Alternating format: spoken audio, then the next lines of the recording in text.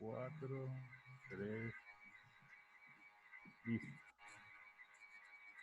Hola, feliz noche, encantada de estar con ustedes, feliz noche a todos, bienvenidos a este tu espacio, el espacio dedicado para la salud, para mantenernos en conocimiento pleno de todas las cosas de salud, de todo lo que hay, lo que viene, lo que vendrá y lo que no vendrá, todo eso lo vamos a discutir aquí, pero hoy además de estar hablando de salud, como siempre vamos a tratar un tema que me encanta, que me apasiona, que es el tema relacionado con la dulce espera, diabetes y embarazo. La dulce espera, siempre los embarazos son ricos, son lindos, una espera maravillosa, pero cuando estamos ante un paciente con diabetes, esa espera a veces se vuelve un poco compleja. Vamos a saludar a Sony Maulú, que se unió. Ay, a Wellington, bienvenido Wellington. Wellington se va a hacer posgrado de medicina después de tanto escucharnos en vivo, porque hablamos de temas tan diversos que, pues, ni modo. La doctora Carolina Ay, a Wellington, bienvenido Wellington. La idea es justamente que nosotros estemos conectados en función a lo que nosotros estamos trabajando hacia la salud plena, hacia el bienestar de esa mamá que está esperando doble. Que está esperando un bebé, pero que a la vez está esperando que sus valores de glucosa no le saboteen a ese bebé y su bebé venga sano. Cuando una mujer, cuando tiene diabetes, lo primero que te dice es: wow, yo voy a tener un bebé sano. Entonces, en el caso de la diabetes y el embarazo sí pueden ir juntos y sí pueden ir juntos muy bien. No es excluyente, las mujeres con diabetes no van a poder tener hijos, al contrario, pueden tener hijos sanitos, y además que no nacen con diabetes, que es el otro miedo que tienen ellas. Todo eso son mitos que se están tumbando a raíz de todo este tipo de situaciones, de miedos que se han vencido. En fin, la ciencia ha avanzado muchísimo, la evidencia científica nos habla que las mamás con diabetes bien controladas tienen unos hijos fabulosos, espectaculares y no pasa nada. Pero para hablar de esto, hemos invitado a una especialista en ginecología y obstetricia con alta experiencia en este tema de la dulce espera, que es la doctora Aura Martínez. Así que vamos a tenerla acompañándonos. Bienvenida, Aura, a tu espacio. Este es el espacio de la salud y pues bienvenida, además de que Aura es ginecóloga, obstetra, y la podemos recibir no con un aplauso, con corazones. Así que si ustedes están en Instagram, muchos corazones, y por acá por Facebook, muchos corazones y muchos likes, para que nuestra invitada se sienta bien recibida, así, por todo lo alto como se merece. Además que Aura, con su expertise, nos va a hablar de este tema tan importante, la dulce espera. ¿Qué esperar en una diabetes con un embarazo? Bienvenida, Aura. Hola, buenas noches. Un gusto para mí poder saludarles. Agradecida con la doctora Omidres Pérez por su gentil invitación y su cordial bienvenida. También agradecida con las personas que nos están siguiendo por las distintas vías de transmisión. Un gusto también poder compartir con todos ustedes. Sí, bien es cierto, la diabetes y el embarazo es un tema bastante amplio. Yo pienso que tardaríamos semanas tratando de entender esta patología que muchas veces la vemos como muy compleja y sobre todo cuando se asocia al embarazo como tal. Sin embargo, la intención de nosotras, tanto de la doctora Omidre como la mía, no es llevarla como una especie de monstruo que no se puede hacer ni se puede cumplir y que la paciente diabética conocida no podrá tener una familia. Esa no es la intención. Todo lo contrario, la intención es educar a la paciente y enseñarla de que existen múltiples formas de que ella pueda llevar un embarazo saludable y sobre todo que sea exitoso. Esa es la intención. Claro está, existen múltiples riesgos y complicaciones que son propias de la enfermedad como tal y propias del embarazo, porque no podemos descartar que el embarazo también tiene sus patologías, sus complicaciones que se puedan presentar. Más sin embargo, si ponemos en marcha todas estas recomendaciones que vamos a hablar durante la noche de hoy, la probabilidad de que esa paciente logre un embarazo exitoso es sumamente alta. De manera de que espero que les sea bastante útil. Es importante que sepan que no solamente la paciente conocida diabética es la que va a presentar, de la que vamos a hablar. No, también la paciente que no es diabética puede desarrollar diabetes durante el embarazo y las recomendaciones, la conducta y el tratamiento es exactamente el mismo. La diferencia es que la paciente conocida diabética va a comenzar su embarazo siendo diabética y la que no lo es, pues lo va a iniciar de una forma más tardía. Pero en ambas, la conducta es exactamente la misma. Y eso es muy importante, poder diferenciar esos dos grupos, la paciente con diabetes que se embaraza y la paciente que no tenía diabetes, pero que se hace el diagnóstico de diabetes durante el embarazo. Antes incluso se decía, todo diagnóstico durante el embarazo es pregestación, es diabetes gestacional y ya. Y ahorita con los nuevos conceptos podemos hacer una diabetes preexistente, o sea, esa que se diagnostica con ciertos puntos de corte y en el primer trimestre del embarazo. Entonces, ya ahorita hablar de diabetes y embarazo ni siquiera está hablando ya de dos, sino hasta de tres tipos de pacientes. La paciente que tiene diabetes y se embaraza. La paciente que tenía una diabetes preexistente y se entera cuando está en el primer trimestre de embarazo. Y la paciente que desarrolla diabetes gestacional como tal, que la hace ya en la semana 24 cuando se va a hacer su evaluación y que pues aparece en ese momento. Para todas es importante que sepan que las recomendaciones son las mismas para todas. Todas tienen que tener un muy buen control y todas van a tener unos bebés hermosos, bellos y lindos mientras cumplan estas recomendaciones que tú nos vas a dar. Así Chévere. Que adelante. ¿Qué le vamos a decir a esas muchachonas? Chévere, doctora. Iniciamos entonces definiendo lo que es la diabetes gestacional para poderla diferenciar de las otras dos entidades que son, pues, que la paciente puede ser o diabética tipo 1 o la diabética tipo 2. La diabetes gestacional es una patología que se desarrolla, como usted lo acaba de decir, entre las 24 y las 28 semanas de gestación, donde ocurre una intolerancia a los hidratos de carbono. Ese es el concepto que se maneja en la mayoría de las literaturas de obstetricia a nivel.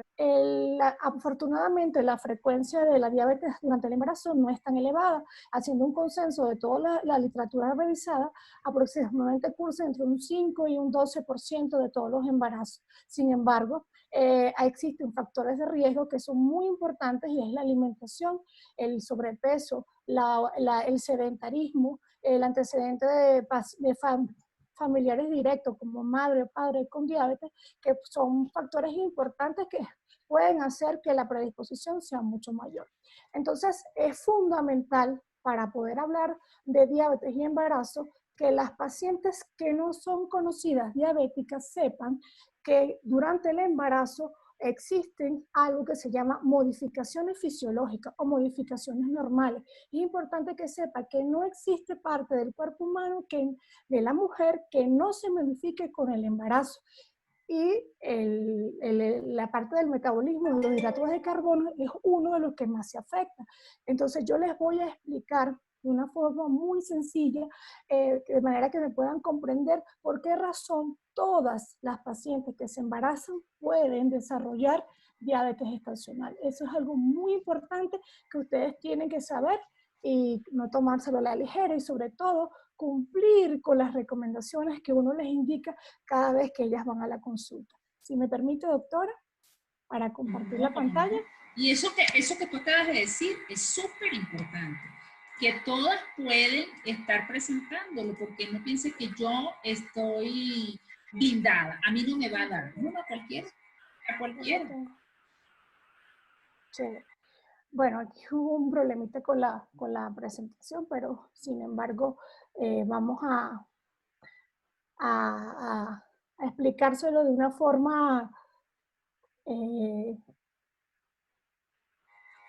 ya allí le pones el share screen. Sí, sí. Nosotras, la ventaja de esto es que nosotros somos mujeres 4x4, todo resuelto, si no por un lado, por el otro. Esa es la ventaja. No nos achicopalamos porque nuestro objetivo es que usted entienda el compromiso que tiene al momento de embarazarse y que no es nada más la canastilla, no es nada más la ropita del bebé, cómo le voy a poner el nombre, que venga sanito. Bueno, pero que venga sanito también implica que nosotros trabajemos en función de que eso suceda así. Porque si usted quiere sanito, usted también tiene que ayudar a ese bebé a que venga sanito. Entonces, hay una serie de cambios que nos va a explicar la doctora para que nosotros estemos conscientes de nuestro papel. Un saludo a Diabetes Feliz. Diabetes Vive Feliz, bienvenido. Siempre pendiente de nuestras transmisiones en Diabetes. Un saludo también a Iván Chocolorado. Muy bien, a Lani Salazar, a Rosa Castra. Aquí nos tienen una pregunta. Si no soy diabética y en el embarazo me da diabetes, ¿por qué pasa eso si nadie en mi familia lo es? Mire, ya la doctora les va a mostrar justamente eso. Eso es por el cambio hormonal que se produce por el embarazo. Ya la doctora va a mostrarles aquí esto justamente en la lámina. Si tú quieres, muéstrale, yo voy a voltear mi cámara hacia la lámina para que ellos vean mejor.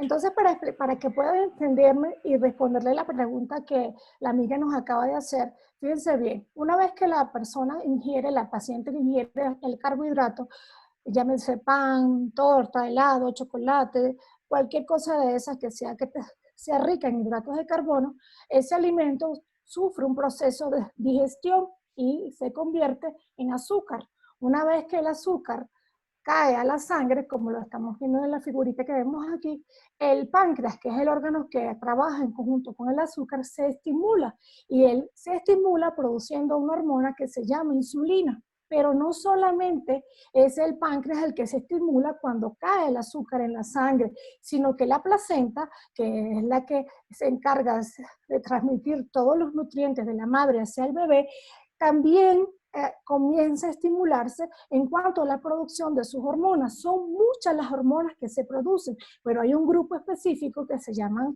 las hormonas lactogénicas placentarias, las cuales se incrementan y ellas van a producir dos reacciones, o bloquean por completo la secreción de insulina o producen una disminución de la misma. Y esto se traduce como consecuencia en un incremento de los valores de azúcar en la sangre. Esto es lo que normalmente ocurre en una paciente después que come, ¿ok? ¿En qué pasa? Este es el punto en el que nosotros debemos trabajar, evitar que se sobrecargue de carbohidratos cuando ella come, de una manera tal de que no se produzca un incremento tan marcado de la glucosa como tal. A medida que el bebé va creciendo, entonces la placenta se sigue estimulando en cuanto a la producción de sus hormonas. Estas hormonas lactogénicas que les acabo de mencionar también se incrementan, disminuyen la producción de insulina y aumenta la glucosa. Lo importante que quiero que entiendan es que la insulina no atraviesa la barrera placentaria, es decir, no se va hacia el bebé, pero el azúcar sí. Entonces, cuando ese azúcar está incrementada en la madre, pasa directamente a través de la placenta hacia el bebé responde ante esa sobrecarga de azúcar que se le está mandando, produciendo un aumento también de la insulina. Y ese exceso de energía se va acumulando como grasa, de manera de que vamos a ver a un bebé, como lo tenemos en la imagen, que es un bebé que va a ser mayor en cuanto a peso y en cuanto a talla en relación con su edad. Eso es lo que se conoce como feto macrosómico, que es una de las complicaciones más importantes que presenta la paciente diabética durante el embarazo. Esto es precisamente... Las mamás felices porque dicen, ay, qué bello, nació gordito, criadito, el niñito está gordito, y resulta que esto es por otros problemas metabólicos que de paso programan ese bebé para que a futuro tenga en su adultez mayor riesgo de obesidad, de síndrome metabólico, de diabetes, de hipertensión y para de contarlo. Entonces, ese gordito, qué lindo, nació criadito. Pero no es un niño sano, porque Ese aumento de tamaño y de peso son secundarios a una patología importante que se desencadena producto de la alimentación que llevó la mamá durante el embarazo. Eso es muy importante y esa es la razón por la que cualquier paciente que se embarace tiene riesgo. Esta es la explicación de cualquier paciente que se embarace tiene riesgo de desarrollar diabetes gestacional. Recuerde que es importante, un bebé gordito y grande no necesariamente es un bebé sano. Eso es algo muy importante que ustedes tienen que aprender a diferenciar. Y tampoco un bebé flaquito y pequeño es sano, ninguno de los dos extremos. Lo importante es que se ubique en el promedio, en un rango promedio. Entonces vamos a comenzar a desarrollar cómo se debe preparar la paciente para poderse embarazar. La clave de un embarazo exitoso y feliz está en este punto en el que vamos a hablar. Estoy refiriéndome a las pacientes que son diabéticas antes de embarazarse, obviamente. Lo más importante que ellas tienen que hacer es acudir a su médico de cabecera, bien sea el internista o el endocrinólogo. Le tienen que comentar qué es lo que ellas, la inquietud que tienen cuando ellas se quieren embarazar, cuáles son los riesgos, las complicaciones y sobre todo es muy importante que si ella recibe algún tipo de medicación, llámese hipoglicemia oral o llámese insulina, notificarlo para que les explico, si toma algún hipoglicemiento oral distinto a la metformina, debe ser cambiado. ¿Por qué? Porque el único que ha sido aprobado es la metformina, ya que se ha demostrado que no produce hipoglicemia en el feto y tampoco produce efectos teratogénicos. El tratamiento de elección de la diabetes durante el embarazo es la insulina, pero no todas las pacientes necesitan insulina. Lo importante es que se manejan de una manera acorde para no llegar al uso precisamente de ella. Si la paciente están preguntándote qué pasa con las mujeres con resistencia a la insulina. Se comportan exactamente igual a como lo hemos escrito previamente en el esquema anterior. Y la conducta y el manejo es exactamente igual a como que si tuvieran diabetes gestacional. De hecho, las pacientes con síndrome de ovario poliquístico que generalmente cursan con resistencia a la insulina, deben ser manejadas con el mismo protocolo de trabajo como que si fuese una diabetes durante el embarazo. Eso es muy importante aclararlo y debe tener el mismo protocolo. ¿Ok? Eso es súper importante porque las mujeres con ovario poliquístico yo siempre les digo a las pacientes, el ovario poliquístico de hoy es la potencial diabética del mañana. Y no es algo que se puede jugar. Y esa diabetes, si no apareció antes del embarazo, el embarazo es el momento perfecto para desencadenar. Así que aumenta su riesgo de diabetes y es algo que no pueden pasar por debajo de la mesa. Porque a veces se confían porque se hizo un examen y al primer trimestre le salió bien, ya no me va a dar nada. No podemos confiarnos, es una bomba de tiempo. No se pueden confiar. Y esas pacientes forman parte de los grupos de alerta, de los grupos de alarma donde uno debe activar los protocolos de prevención precisamente para que no vayan a desarrollar diabetes al final del embarazo. Continuando entonces, es importante que antes de embarazarse deben descartar cualquier tipo de complicación propia de la diabetes. ¿Por qué? Porque debido a los cambios fisiológicos que ocurren durante el embarazo, es propensa a que todas esas complicaciones se aceleren en cuanto a sus manifestaciones y por eso debe llevar una evaluación estricta, sobre todo en las 4 patologías más comunes, que son la retinopatía, y es importante que el oftalmólogo la vea antes de embarazarse, el nefrólogo para descartar que no tenga alteración en la función renal, el cardiólogo para que descartemos de que no tenga hipertensión arterial, y el neurólogo por la neuropatía diabética. Es muy importante que ellos descarten todo ese tipo de complicaciones previas al embarazo. Una vez que ya ella se vio, entonces vamos a pasar a que vaya con el obstetra. A ella le va a manifestar su deseo de embarazarse, igualmente le va a explicar los beneficios, los riesgos, las complicaciones, cómo se debe manejar y sobre todo preguntarle si ha tenido embarazos previos, si su diabetes fue posterior a un embarazo o es diabética de antes, si ha tenido embarazos previos, si sus bebés han sido grandes y sobre todo si ha tenido complicaciones. Eso es muy importante y es el que va a dirigir todo lo que viene a continuación. La evaluación con el nutricionista es fundamental. no se puede embarazar la paciente diabetes con sobrepeso. Eso sería fatal. Debe La acudir al torta con velito y nutricionista. todo, como le digo yo. La torta Correcto. con velito y todo. O sea, si se Correcto. embarazan y están obesas y con diabetes, pues imagínense, cumpleaños Sí. feliz. Aquí aquí hay que preparar el embarazo. Yo le digo a todas mis pacientes con diabetes, usted puede tener un bebé precioso y tener un bebé, y hemos tenido oportunidades de muchos pacientes con diabetes que se embarazan, diabetes tipo 1 y tipo 2, excelente, pero tienen que prepararse. Correcto. Tienen que mantener un control que es clave. Es clave, eso es correcto. El nutricionista le va a calcular su índice de masa corporal en relación a su peso y a su talla y le va a elaborar un plan de dieta, un plan de alimentación. Es importante que este punto es clave en lo que es el éxito del embarazo, sobre todo porque no todas somos iguales, no todas pesamos lo mismo, medimos lo mismo y no todas tenemos diabetes. Entonces, no puede ser lo que me diga la vecina, lo que me diga la prima, que tuvo diabetes y comió esto. No, debe acudir al nutricionista porque él es el que le va a elaborar su plan de alimentación en base a todas las características propias de esa paciente. La evaluación psicológica es fundamental y ella no puede ir sola, debe ir con su entorno familiar, su pareja, su papá, su mamá, con quien ella guste, porque esto es un trabajo en equipo, esto no se puede manejar solo, porque esto va a llevar una carga de ansiedad y de estrés importante, son 9 meses que van a ser duros y es importante que ella sepa que cuenta con su familia. Muy importante este punto. El control estricto de los valores de glucosa. Debe existir niveles óptimos de glucosa para poderse embarazar. Si esto no se cumple, la probabilidad del fracaso del embarazo es altísima. Importante, la American Diabetes Association recomienda los valores pregestacionales de glucosa óptimos para poderse embarazar y son en ayunas menor de 95 miligramos, posterior a la primera hora de alimento de menor de 120 miligramos y después de las 2 horas de alimentación menor de 140 miligramos. Igualmente, la paciente debe ser educada para que ella misma se haga su automonitoreo de la glucosa.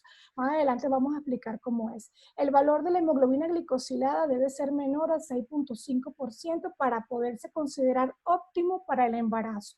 Es importante que tome ácido fólico. El ácido fólico es una vitamina que se utiliza durante el embarazo y lo vamos a hacer por lo menos 3 meses antes de planificarlo para evitar defectos en el cierre del tubo neural, sobre todo en la espina bífida, que son alteraciones importantes en el sistema nervioso central, fundamental. Suspender cualquier tipo de hábito nocivo. Hablamos de drogas, sustancias estupefacientes, alcohol, tabaco, nada de esas cosas pueden coexistir junto con el embarazo. Y esta palabra que habla de que debe ser muy activa. Ella no puede quedarse en sedentarismo porque está embarazada. No, señor, todo lo contrario, debe ser muy activa. El ejercicio es fundamental y también es clave para una buena evolución. Y por último, la paciente tiene que meterse en el papel de paciente. Es importante que si ella quiere que su bebé no sufra, debe aprender a esperar de que todo el equipo médico que ella consultó previamente para poderse embarazar, le diga, tienes luz verde para que te embaraces. No es antes ni es después, es cuando ellos consideren que todos los parámetros que nosotros acabamos de mencionar anteriormente están en valores óptimos para que ella se pueda embarazar. De allí va a depender el éxito del embarazo. Es muy importante que lo recuerden y así evitamos embarazos tristes, complicados más adelante. ¿Cómo va a ser entonces el control prenatal? Es importante que una vez que ella se logró embarazar, debe ser manejada por un equipo multidisciplinario y por el servicio de alto riesgo obstétrico. No solamente lo va a manejar el obstetra, sino va a estar involucrado un grupo de médicos de especialidades importantes como la medicina materno-fetal, el endocrinólogo, el internista, el oftalmólogo, el nefrólogo, el psiquiatra y el nutricionista. Es muy importante que sepa que va a ser un equipo que se va a encargar de cuidarla a ella y a su bebé durante todo este tiempo. ¿Ok? La evaluación por el oftalmólogo es fundamental.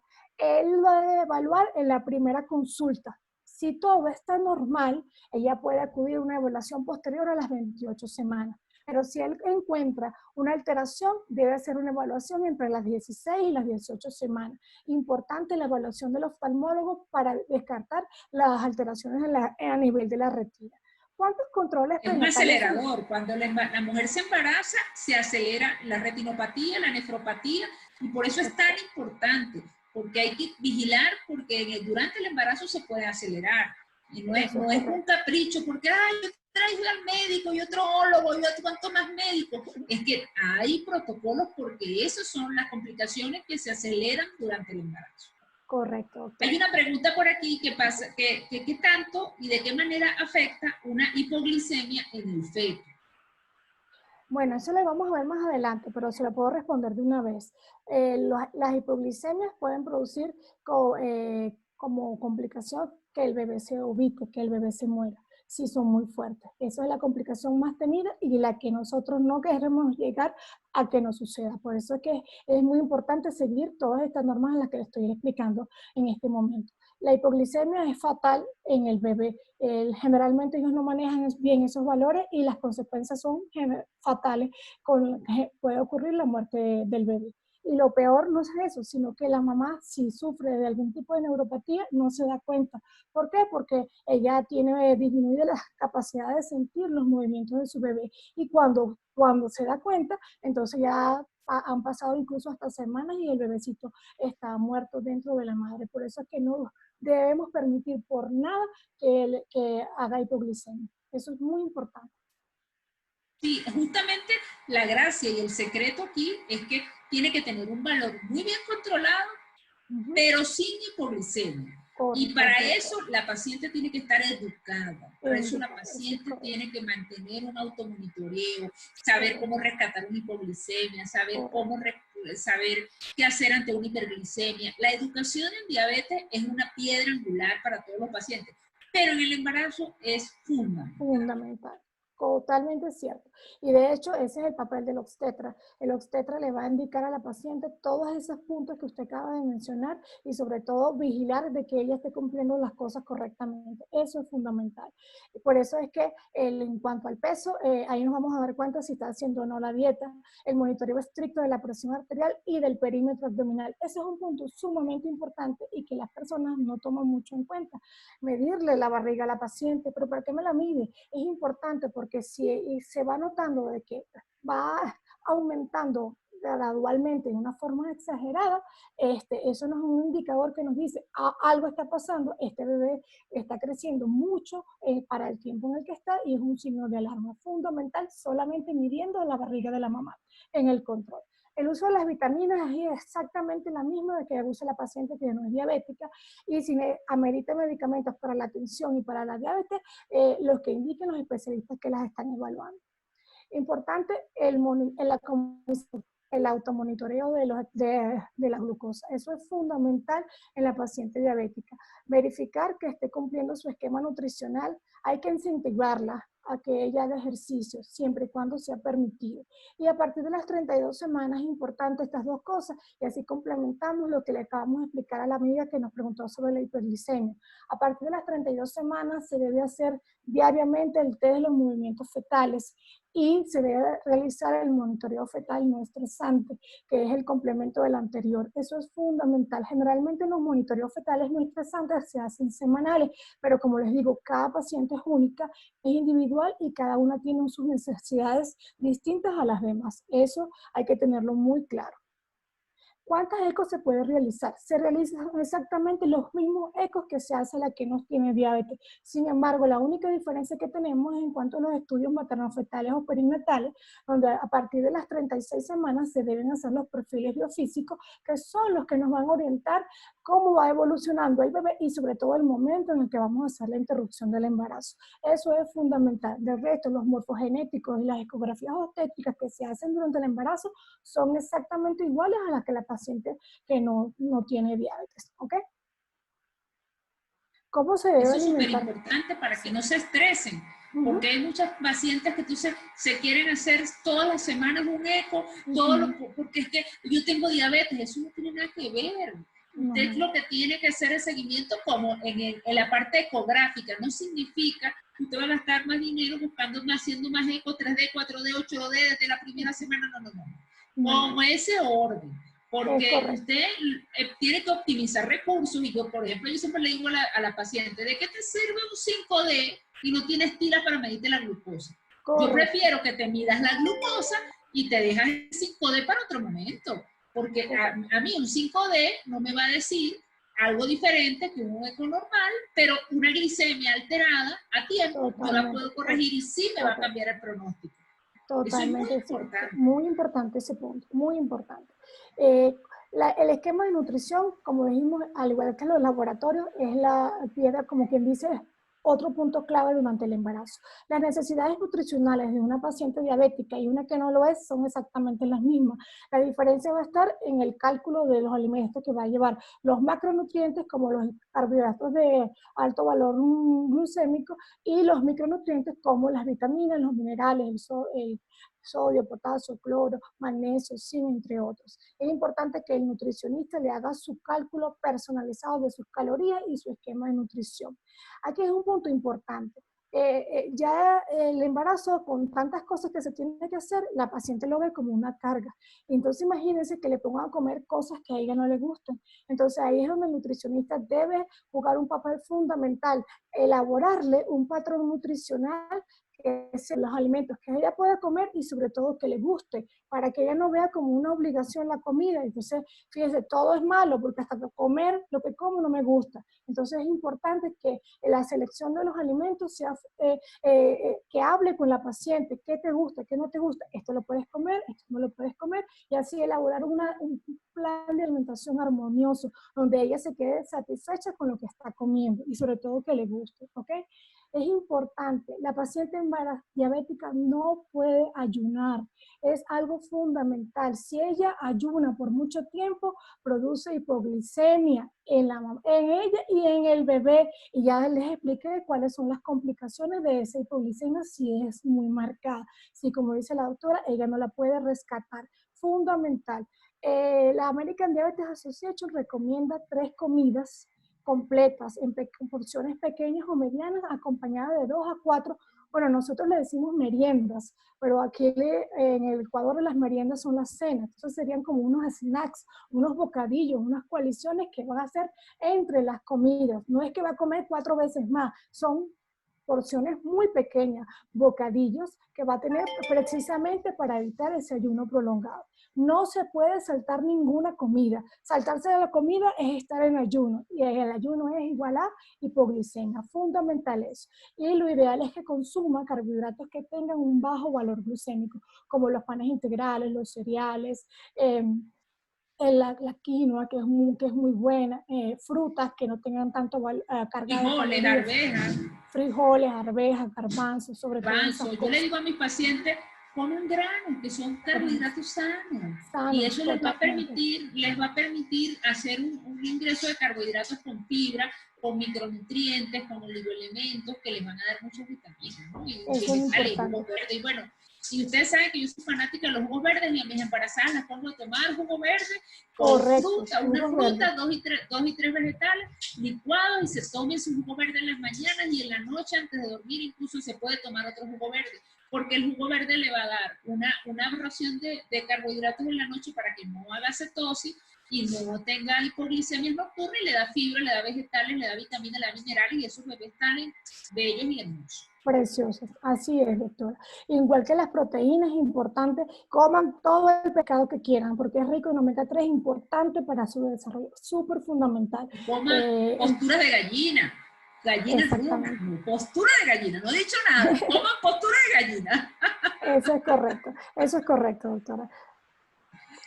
Esos factores van a ser, y esos factores son claves, porque si la mujer se preparó durante el embarazo, en esa preparación antes del embarazo, ya ella se debió haber familiarizado con los vegetales crudos, con la hortaliza, con todo este tipo de cosas, para que en el embarazo no sea un golpe tan fuerte. Porque imagínese usted, esa que está acostumbrada a comer hot dog con Coca-Cola y se embaraza, y cómo le dices tú que ahora ya no vas a comer eso, sino ensalada pepinillo, zucchini, entonces por supuesto.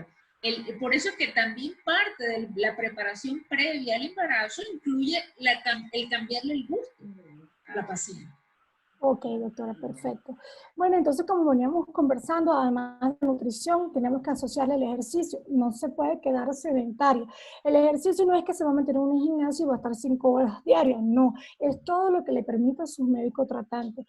Y debe ser un ejercicio que a ella le agrade, es decir, caminar, correr bicicleta, hacer natación, hacer ejercicios aeróbicos de bajo impacto. Recuerde que es algo importante. El ejercicio para la paciente, la American Diabetes Association recomienda 30 minutos diarios, pero el ejercicio es el momento en el que ella es ella, ese es su momento para ella, donde ella va a hacer las cosas que a ella realmente le gustan. Ella puede aprovechar esos 30 minutos para dedicárselos a ella y poder relajarse y hacer cosas que a ella le agraden.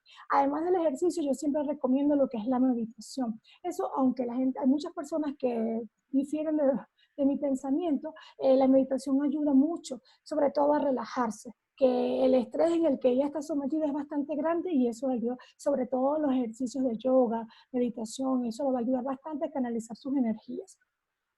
Además que la meditación ha demostrado científicamente que reduce el riesgo cardiovascular, disminuye todo lo que es el estrés oxidativo a nivel vascular. Ya hay estudios demostrados científicamente.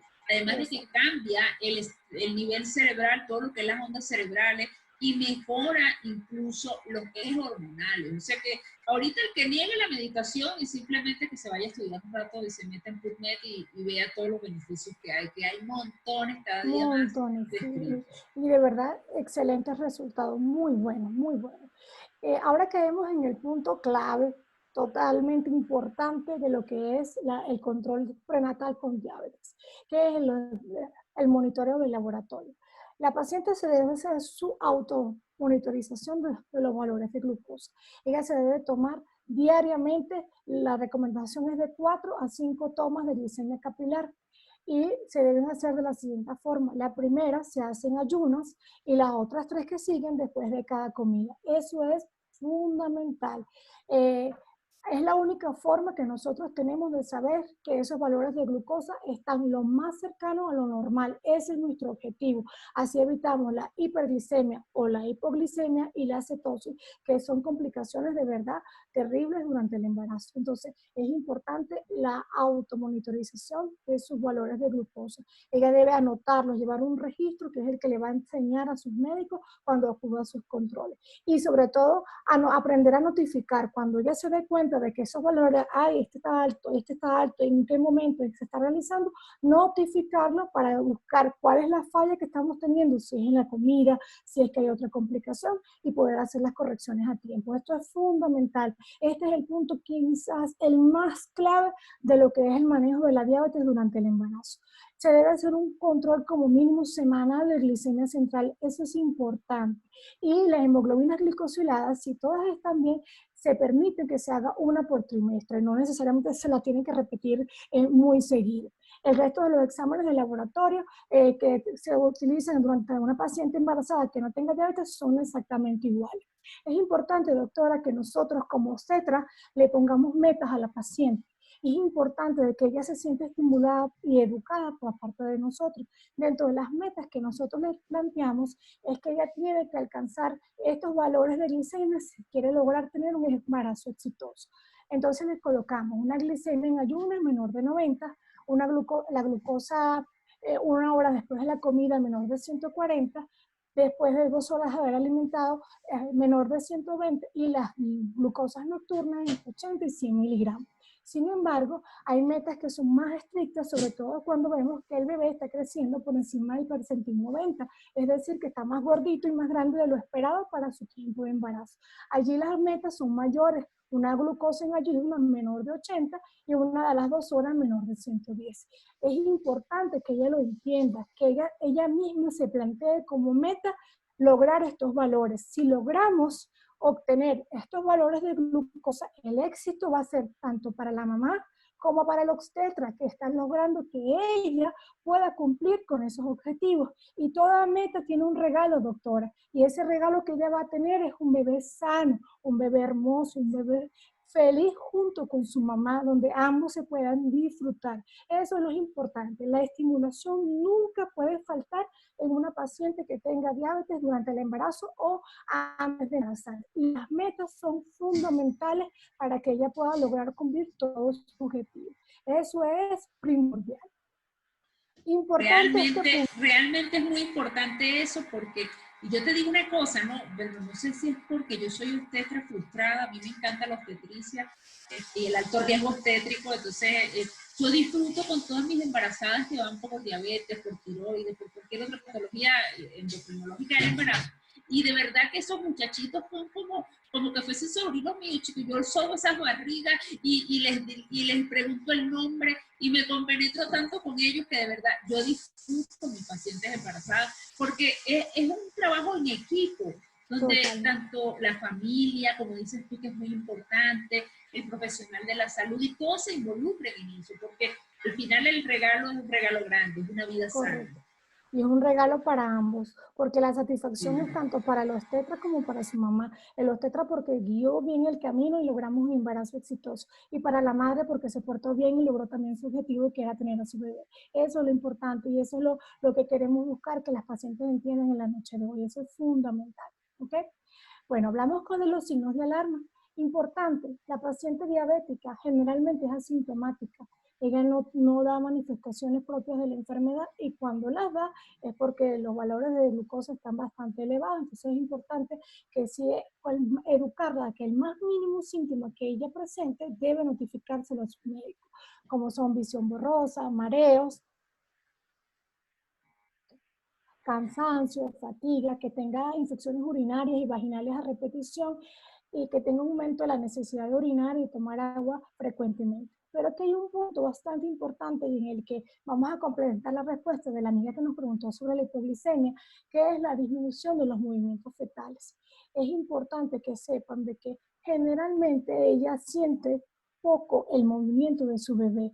Eso es secundario generalmente a las neuropatías diabéticas, que disminuyen la capacidad de sentir. Entonces ella siente muy poco el movimiento de su bebé. Es importante que ella se haga el test de los movimientos fetales diarios para evitar de que cuando ella diga que no lo siente, ya el bebé tenga 3 o 4 días ubicado. Eso es lo que no queremos que suceda y que es bastante importante. Hay que ser fastidioso, necio con respecto a este punto porque es clave y es fundamental durante el control prenatal. Ya logramos que la paciente... Y que es importante tomar en cuenta, porque a veces, pero ¿por qué? A veces los pacientes piensan que es fastidio de uno por querer hacerle exámenes, por querer hacerle cosas. Es que justamente aquí cada detalle cuenta. Eso es importante, así es, doctor. Y no es que uno sea necio, sino que uno quiere que todo salga de manera correcta. Eso es lo que uno busca. Y ya llegamos al final la paciente logró llegar al final del embarazo de una forma exitosa. Ahora la vamos a preparar para ese momento tan importante.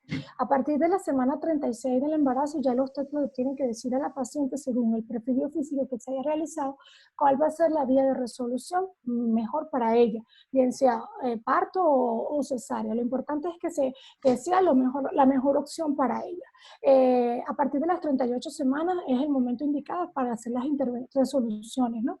Después de las 38 semanas, en cualquier momento de eso se puede realizar. Claro, hasta si hay alguna emergencia o alguna complicación y se tiene que hacer antes, pues bueno, esos son casos distintos, pero ya a partir de las 38 semanas es lo ideal para empezar a planificar la interrupción.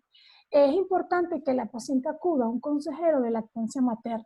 ¿Por qué? Porque va a escuchar muchas informaciones de que no, que tú no puedes amamantar porque tú eres diabética. No, ella sí puede amamantar. De hecho, eso es un nexo demasiado hermoso y beneficioso para la mamá, que tanto para la que tiene diabetes como para la que no lo tiene. Pero es importante, claro está, hay recomendaciones que se le van a dar, pero ella sí puede dar lactancia y debe acudir al consejero de lactancia materna para que le explique cuáles son las recomendaciones.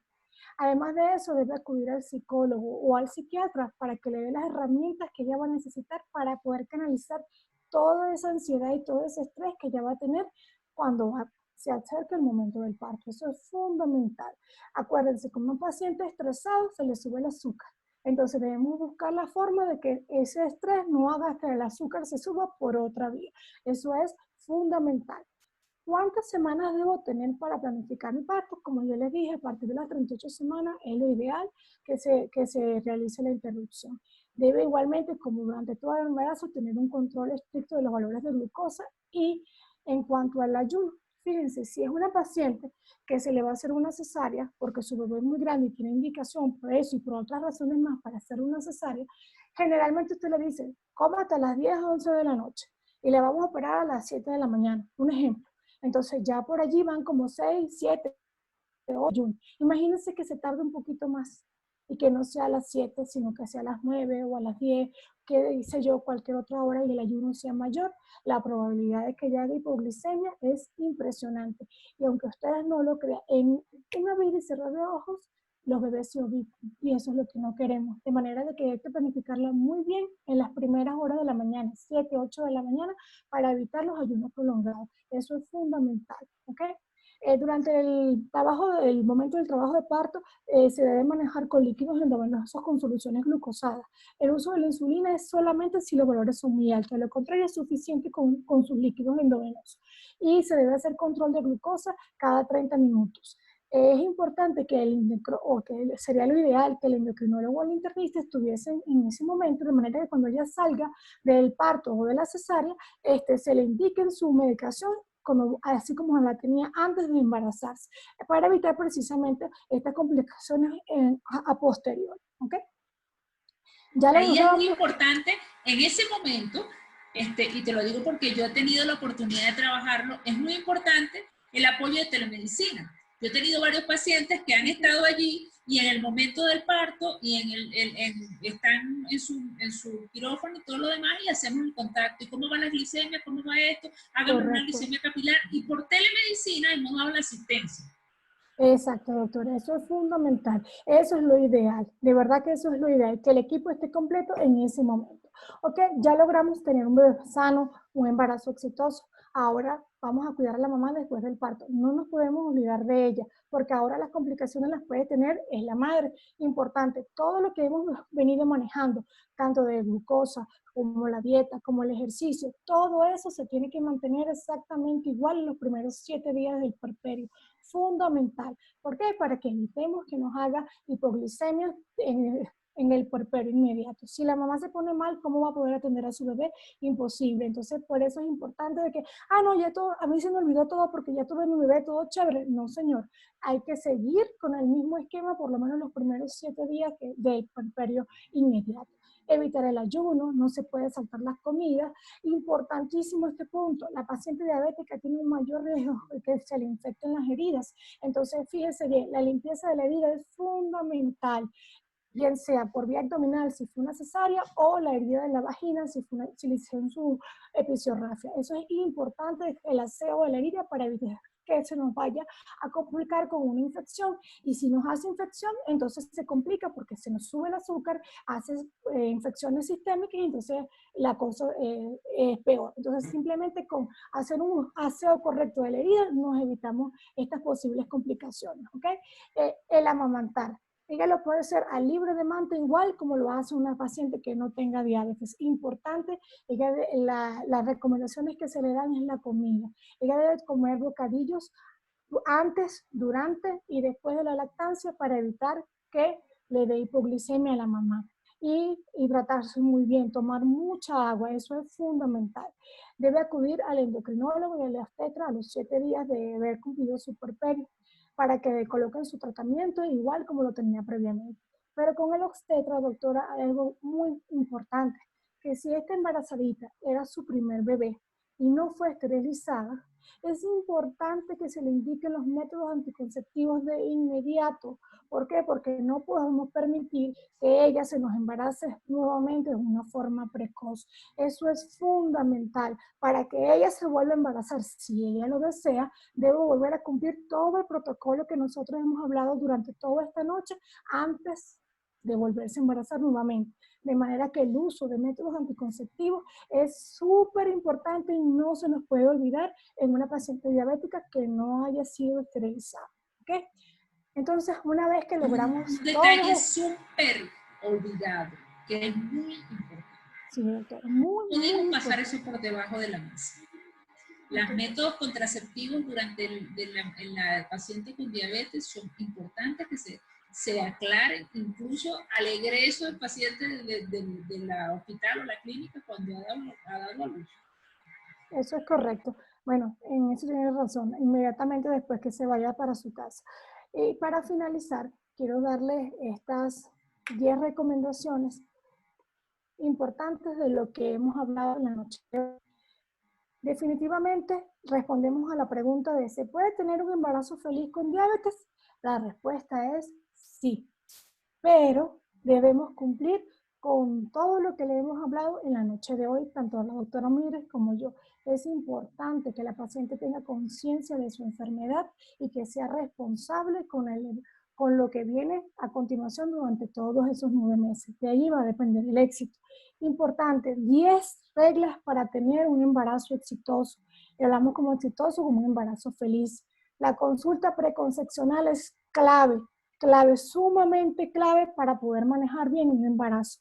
Planifícate, no lo hagas a lo loco. Planifícate, busca el momento ideal cuando te lo digan para que puedas tener a tu bebé. Descarta todas las complicaciones que pueden haber acerca de tu enfermedad. Busca apoyo, no es una carga que vas a llevar tú sola. Tu familia y tu pareja tienen que estar contigo. Sé paciente, debes saber esperar cuando el equipo médico te diga tienes luz verde. Acude a tu consulta prenatal, no lo olvides. El obstetra es tu amigo, es el que te va a guiar durante todos esos 9 meses y él tiene los mismos objetivos que tú.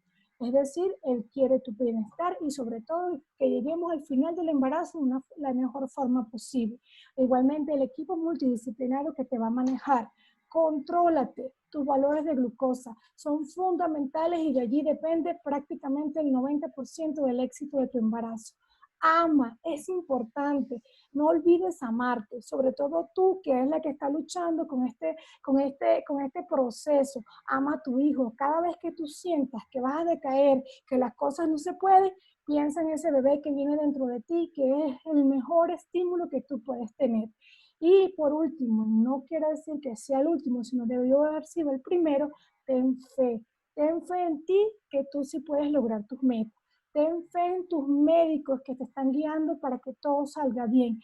Y sobre todo, no olvides que cuando todo está oscuro y la gente no te puede ayudar, no olvides la fe en Dios, que Él siempre todo lo puede. Muchas gracias. Ay, pero qué belleza, Aura. De verdad me encantó esos últimos 10 pasos, están espectaculares, Qué buena, doctora. porque de verdad que me hiciste recordar mis barrigas, ¿no? Yo cuando veo una embarazada, yo digo, ay, cuando yo tenía una barriguita, pero bueno, es un momento único, ¿no? Único. Y de verdad, muy hermoso es tu presentación, todos esos tips.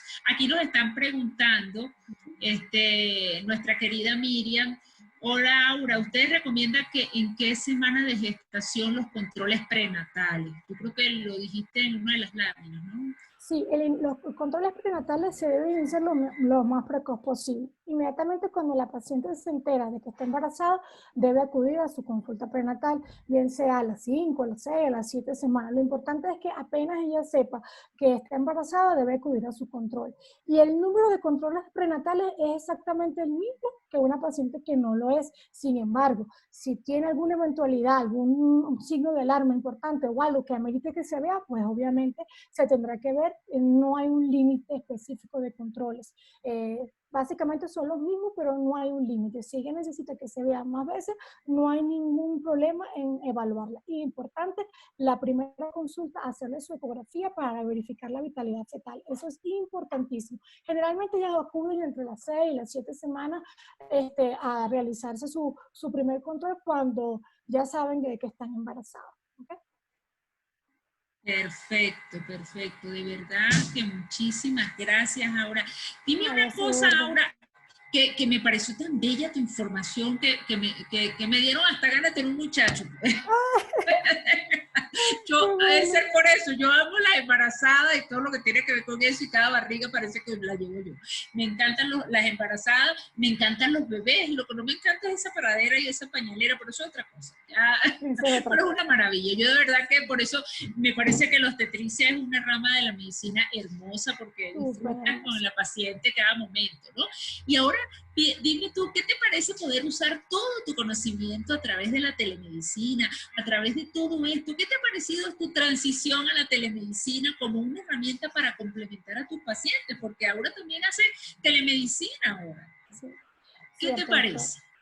Fíjense bien, yo parto del principio de que la medicina es el arte de curar y la tecnología es el arte de crear. Si unimos las dos palabras o las dos ramas, tenemos el arte de crear salud o de curar. Entonces, la unión de ambas creo que queda perfecta. Como obstetra, uno tiene limitaciones, obviamente, porque no podemos tactar a una paciente, escuchar un bebé a través de la telemedicina. Sin embargo, podemos hacer muchísimas cosas a través de todas las herramientas que nos han enseñado durante todo este curso para poder atender de manera correcta a las pacientes. Es importante que sepan que telemedicina no es agarrar el teléfono y poner una videollamada y ver al paciente ¿qué tiene tal cosa? Listo, no, eso no es telemedicina. La telemedicina es, al igual que todas las especialidades de la medicina, son áreas con ética, con respeto, con responsabilidad para el manejo del paciente. Uno debe llevar ciertos pasos, no es nada más agarrar el teléfono y verla por la pantalla, ciertos pasos que te hacen llevar tu consulta lo más parecido a una consulta presencial. E incluso estoy ideando esta estrategia para poder hacer exámenes físicos dirigidos por la paciente y yo les voy diciendo. Y es importante, un punto clave, que sobre todo en mi área, que trabajo con la parte de los genitales, que es muy delicado, el consentimiento informado. Todas esas cosas, la mayoría de los médicos no lo saben. Y es importante que antes de hacer telemedicina puedan ofrecer un servicio de calidad, con ética, con respeto y responsabilidad hacia la paciente. Es un acto médico, no es una llamada común a una persona, no, es un acto médico que tiene todo el prestigio que lo tiene una consulta presencial. Y es importante prepararse, certificarse para poder ejercer esta nueva manera de medicina. Y yo pienso que con todo lo que está sucediendo a nivel mundial actualmente, el avance de la medicina hacia el futuro se llama telemedicina, doctora. A un clic. A un clic. Gracias, Aura, de verdad que encantadísima. Gracias por tu tiempo, por tu hermosa presentación. La audiencia ha estado feliz. Pero aquí están, qué bella. Por aquí te mando saludos, Mari. 19J, es excelente la doctora Aura, ¿cómo la extraño? Ay, qué bella, gracias. Viste, te manda muchos besos. Gracias, igual. Rosa Casta dice que excelente contenido. Mi endocrinólogo pediatra también te manda saludos. Aquí me preguntan, ¿cuál es la edad sugerida para embarazarse una primeriza diabética? Gracias. ¿Cuál es la edad sugerida? Generalmente, para la que sea diabética y la que no sea diabética, generalmente que sean mayores de 20 años. Es importante para que no caigan en el grupo de las primigenitas juveniles, que según la última clasificación es hasta los 18. Lo ideal es que sea después de los 20 años. Eso es lo ideal, pero si es antes, bueno, pero es lo ideal. No importa que seas diabética o que no seas diabética, eso no tiene mayor importancia, sino que sobre todo el rango tiene que ser fuera del grupo de las primigenitas juveniles o al extremo de las primigenitas añosas, que son a partir de los 35 años. ¿Ok? Eso es importante. Así que bueno, hay que organizarse, a cuidarse, además que tienes entre los 20 y los 34 para tener muchachos, así que no te preocupes, no hay apuro. Elíjalo con tiempo porque el muchacho no es como un carro. Yo quiero un carro, tú lo vas a parar ahí. ¿No? Un muchacho un hijo es una transformación de vida y hay que entender todo el compromiso que esto significa, no nada más con la diabetes, sino con él, porque es una vida que depende de ti. Así que pues espero que esta información la aprovechen mucho. Si les gustó, pues Aura, ¿dónde te consiguen? Diles allí a toda la audiencia que están así felices. ¡Aura, qué maravilla! ¿Dónde te consiguen? Muchas gracias por todos sus comentarios y que me alegra mucho que les haya gustado la información que les acabo de mencionar. Me pueden seguir a través de las redes sociales, por Instagram, doctora Aura Martínez, o por Facebook. Y bueno, en consultas presenciales aquí en el Ecuador, en Medicor. Lo demás, igualmente lo podemos atender por telemedicina, que no importa dónde estés, lo importante es que es una consulta. Muchas gracias a todos, de verdad, por su atención. Gracias, Aura. Chévere, doctora, gracias a usted por su invitación. Gracias, y gracias a todos ustedes por estar allí pendientes, por sus comentarios, y recuerden, si les gustó, les pareció importante, bueno, ustedes dan me gusta, ustedes comentan, pero sobre todo compártanlo porque hay muchas personas que necesitan saber esta información. Por Instagram va a estar 24 horas, así que hazle llamado, compártelo, avísale a tus amigos que digan justamente esta información, porque podemos salvar vidas si esto lo hacemos viral. Si usted comparte esto, todos comparten esto, juntos haremos viral la salud. Feliz noche a todos. Cuídense. Chao, chao. Chao.